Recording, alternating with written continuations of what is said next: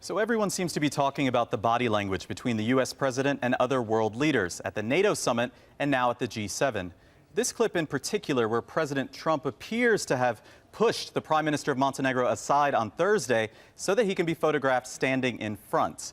Some saying it was just a friendly gesture that we've all experienced. Nothing to see here, but there's also plenty of people talking about French President Macron, who swerved out of the way to greet the leaders of Germany, NATO, Belgium, and then President Trump, where he received that signature handshake. And handshakes aside, one of the big takeaways from the NATO summit, also dominating much of the G7 talks, is about terrorism and migration. Thousands and thousands of people pouring into our various countries and spreading throughout. And in many cases, we have no idea who they are.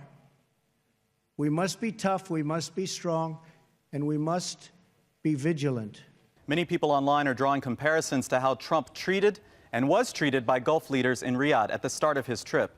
The Pulitzer Prize-winning author Anne Applebaum tweeting that it's striking that he made a point of not lecturing Saudi Arabia, then arrived in Brussels and lectured Europeans. G7 leaders say they have a united front in combating terrorism, especially after the suicide attack in Manchester.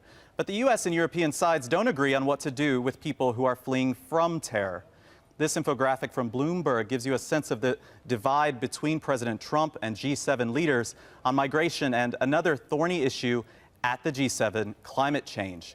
Foreign Policy is also reporting that Stephen Miller, the architect of Trump's executive action to try and ban people from 7 Muslim-majority countries, is heading off efforts to resettle millions of refugees and immigrants who've crossed into Europe. And while leaders of some of the richest countries on earth meet in Sicily to discuss their fate, at least 1,400 people have died in the waters between Sicily and Libya so far this year. The Italians have already plucked up more than 50,000 from the Mediterranean Sea. And if that wasn't a monumental challenge enough, G7 leaders must also address the famine that's taking hold of South Sudan, Nigeria, Somalia, and Yemen. Oxfam says the international response has been inadequate to address the dire needs of 20 million people at risk of famine and starvation.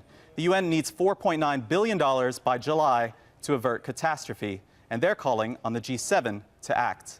We're curious to hear what you think about the G7 and how its relationship may change under President Trump. So get in touch with us on Twitter and share your views. Just use the hashtag AJNewsGrid.